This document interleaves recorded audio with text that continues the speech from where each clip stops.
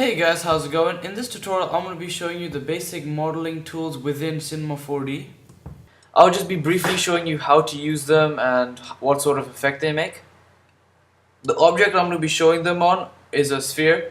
I've just increased the radius to 300 and the number of segments to 50. So after you've got your object, you want to make sure it's editable. The way you do this is by clicking this button up over here, or the shortcut for this is the letter C.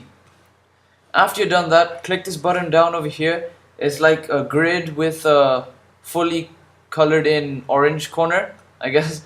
Just click that, and after you've done that, you can just select your segments individually to edit them however you want. As for selection, this drop down menu gives you loads of different selection modes. The ones I prefer are live selection and loop selection. The way you use live selection is just by clicking and dragging over the segments you want to edit, like so. And the way loop selection works is if you click, it automatically makes a loop around your object, like completely around your object. So this is a really good one to use if you're trying to get nice circular selections. So some good tips for this: if you want to do multiple selections, just hold shift like so. And if you want to get rid of selections, just hold control like so, if you want to get rid of them like that. Now after you've got your selection, just right click it, and over here you have loads of different options. I'm going to be talking about extrude inner, extrude, bevel, and matrix extrude. So let's start off with extrude inner. What this does is basically shrinks your selection like so. As you've seen, the offset is how much it's shrunk by. Increase it, decrease it. So I'm just going to keep it around 5. Now extrude, what this does is basically pushes out your selections from your object. As you see over here, as I increase the offset, it increases the amount the selection is pushed out, and as I decrease it into the minus, it just pushes it all the way back in. And this can give some really nice effects on anything you're modeling, like so. So let me just put this up to 15 now. So now we've got to do bevel. What bevel does is basically what the name implies. It bevels the edges of the selection. Extrusion is how much it sticks out. As I increase it, it sticks out even more.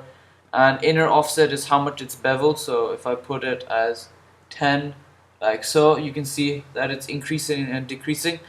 You don't want to overdo this, or else it'll just give a really bad effect. But I mean, experiment with it, guys, and see what you get. So I'm going to leave this at 5 and this at 10. Now finally, what matrix extrude does is basically it's the same as extrude, just a lot more dynamic and a lot more options to work with.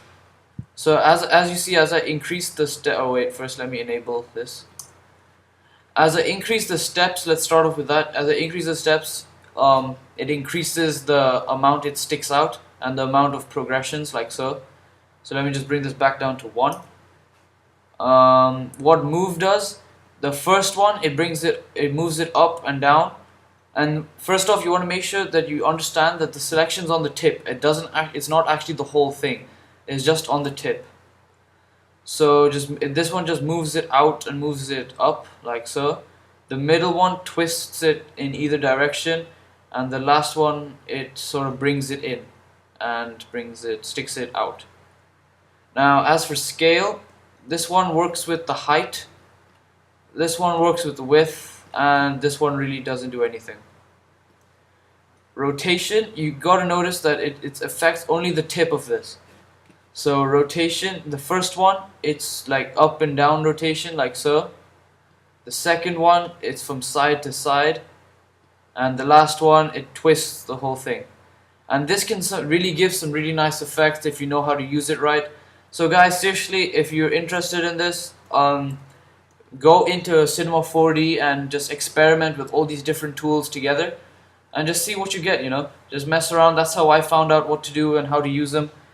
And yeah guys, that's basically it, I think. Yeah, so if you continue experimenting with all these effects, you can come up with something like the example on the screen, and yeah, I think it just looks really good. So enjoy. I hope you guys learned something new, and thanks for watching. Peace.